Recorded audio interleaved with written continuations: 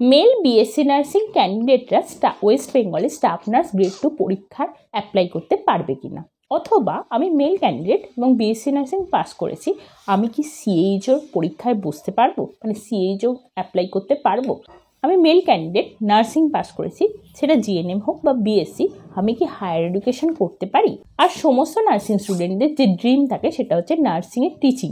এই নার্সিংয়ের টিচিংয়ের জন্য মেল ক্যান্ডিডেটরা কি অ্যাপ্লিকেবল হবে। এই কোয়েশ্চেনগুলো শুধুমাত্র মেল নার্সিং ক্যান্ডিডেটদের নয়, তাদের অভিভাবকদের মধ্যেও উঁকিঝুঁকি মারে, এবং যেটা দেখলেই বোঝা যায় আমার কমেন্ট সেকশন বা হচ্ছে আমার হোয়াটসঅ্যাপ গ্রুপের কিছু কিছু জায়গায়।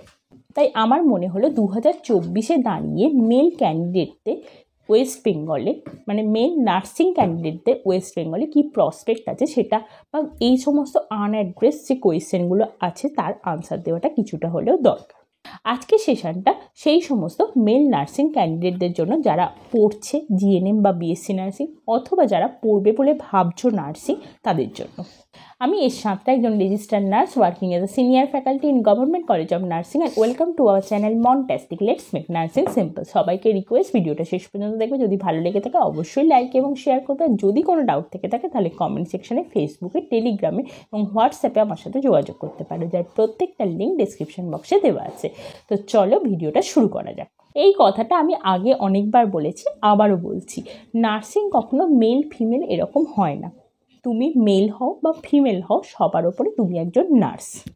তাই তুমি তোমাকে, মানে নিজেকে মেল নার্স বলে সম্বোধন করাটা বন্ধ করো।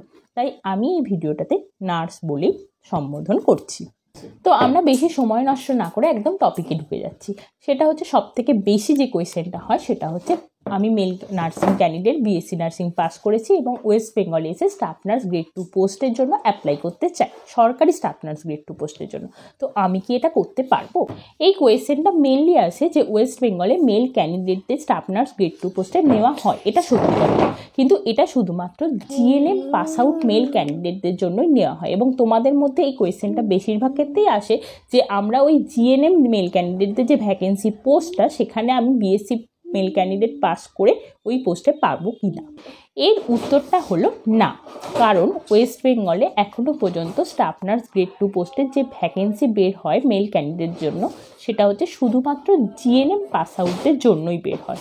সেখানে কোনো মেল ক্যান্ডিডেট যদি বিএসসি নার্সিং বা পোস্ট বিএসসি নার্সিং পাস করে অ্যাপ্লাই করতে যাও, তারা করতে পারবে না, কারণ জিএনএম এবং বিএসসি নার্সিংয়ের জন্য মার্কিং যে ক্রাইটেরিয়াটা থাকে সেটা পুরো ডিফারেন্ট হয়। তাই তুমি যদি বিএসসি পাস আউট বা post basic BSc pass out male candidate হও এবং জিএনএম পোস্টে জয়েন করতে চাও, সেখানে অ্যাপ্লাই করতে পারবে না। এছাড়াও যে নেক্সট ভ্যাকেন্সি বের হয় সেটা হচ্ছে বিএসসি এবং পোস্ট বেসিক বিএসসি নার্সিংয়ের জন্য, কিন্তু সেটা শুধুমাত্র ফিমেল ক্যান্ডিডেটদের জন্য অ্যাপ্লিকেবল। এখনও পর্যন্ত যা নিয়ম রয়েছে, সেখানে কোনো মেল ক্যান্ডিডেটরা অ্যাপ্লাই করতে পারে না। এই হচ্ছে গিয়ে প্রথম কোয়েশ্চেনের একদম সোজা উত্তর। শুনতে খারাপ লাগলেও এটা সত্য, মানে এখনো পর্যন্ত যা নিয়ম আছে, বারবার এই কথাটাই বলছি। এবার নিয়ম যদি চেঞ্জ হয় তাহলে ব্যাপারটা অন্যরকম হবে। এখনো পর্যন্ত যা নিয়ম রয়েছে, বিএসসি নার্সিং পাস করা মেল ক্যান্ডিডেটরা সরকারি স্টাফ নার্সের ওয়েস্ট বেঙ্গলে পার্মানেন্ট পোস্টে অ্যাপ্লাই করতে পারবে না। এবার চলে আসছি দ্বিতীয় কোয়েশ্চেন, সেটা হচ্ছে সিএইচওর ভ্যাকেন্সি বের হয় ওয়েস্ট বেঙ্গলে, জানো, এবং বেশিরভাগ ক্ষেত্রে সেটা কন্ট্রাকচুয়াল পোস্টের জন্যই বের করা হয়ে থাকে। এবং সেখানে যদি তুমি BSc nursing pass out male candidate হও, তাহলে কি অ্যাপ্লাই করতে পারবে? এর উত্তরটা হচ্ছে হ্যাঁ, কারণ সিএইচওর জন্য মেল ক্যান্ডিডেটরা অ্যাপ্লিকেবল হবে এবং সেখানে জিএনএম বা বিএসসি নার্সিং পাস করা সেরকম কোনো ক্রাইটেরিয়া লেখা থাকে না যে বিএসসি নার্সিং পাস করা অ্যাপ্লাই করতে পারবে না, বা শুধুমাত্র জিএনএম পাস করা অ্যাপ্লাই করতে পারবে, এরকম কোনো কিছু ক্রাইটেরিয়া লেখা থাকে না। রিক্রুটমেন্ট হয়, অ্যাপ্লাই করতে পারবে, কিন্তু সেটা কিন্তু পার্মানেন্ট পোস্ট নয়, কন্ট্রাকচুয়াল পোস্ট। এবার চলে আসছি সেন্ট্রাল গভর্নমেন্টে। সেন্ট্রাল গভর্নমেন্টে তুমি টিচিং হোক বা নার্সিং অফিসার পোস্টে হোক, ইএসআইসি হোক, রেল হোক বা এইমস হোক, সব জায়গায় মেল ক্যান্ডিডেটরা অ্যাপ্লাই করতে পারবে। কোনো বাঁধা ধরা রুলস রেগুলেশন নেই যে কোথাও পারবে বা কোথাও পারবে না, এরকম কিছু নেই, সব জায়গায় তুমি অ্যাপ্লাই করতে পারবে। এবার ওয়েস্ট বেঙ্গলের টিচিং। ওয়েস্ট বেঙ্গলে যদি তুমি সরকারিভাবে টিচিং পোস্টে জয়েন করতে চাও, ওয়েস্ট বেঙ্গলের টিচিংয়ে এখনো পর্যন্ত কোনো মেল ক্যান্ডিডেটকে রিক্রুট করা হয়নি।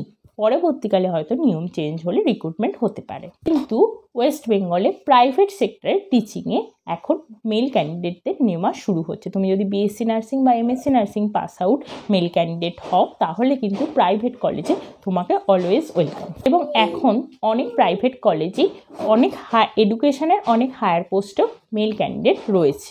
এবার নেক্সট চলে আসছি হায়ার এডুকেশন। ওয়েস্ট বেঙ্গলে হায়ার এডুকেশনের ক্ষেত্রে মেল ক্যান্ডিডেটদের কোনো বাধা নিষেধ নেই, মানে তারা পোস্ট বেসিক বিএসসি নার্সিং এবং এমএসসি নার্সিং দুটোই করতে পারবে। শুধু পোস্ট বেসিক বিএসসি নার্সিং বা এমএসসি নার্সিংই কেন থেমে থাকবে, পিএইচডি নার্সিংয়েও কিন্তু মেল ক্যান্ডিডেটরা অ্যাপ্লাই করতে পারবে। আমি যদিও আউট অফ ওয়েস্ট বেঙ্গল থেকে পিএইচডি নার্সিং করছি এবং সেখানে কিন্তু আমার ব্যাচমেট মেল নার্সিং ক্যান্ডিডেটও রয়েছে। যারা ভাবছো যে মেল নার্সিং ক্যান্ডিডেটদের কোনো প্রসপেক্ট নেই বা ভাবছো যে মেল নার্সিং পড়ে কি হবে, স্টাফ নার্স গ্রেড 2 পোস্টে তো অ্যাপ্লাই করতে পারবো না, তাদেরকে বলি যে নার্সিং পড়ার একমাত্র লক্ষ্য কিন্তু স্টাফ নার্স গ্রেড 2 পোস্টে চাকরি পাওয়ার নয়, তাছাড়াও এর প্রসপেক্টটা কিন্তু আরও অনেক গভীরভাবে বিস্তৃত। তাই সেটা ভাবলে কিন্তু ক্যান্ডিডেটদের নার্সিং পড়াটা যথেষ্ট ভালো আজকের দিনে দাঁড়িয়েও। আজকের সেশনটা এই পর্যন্তই। সবাই সুস্থ থেকো, থ্যাংক ইউ।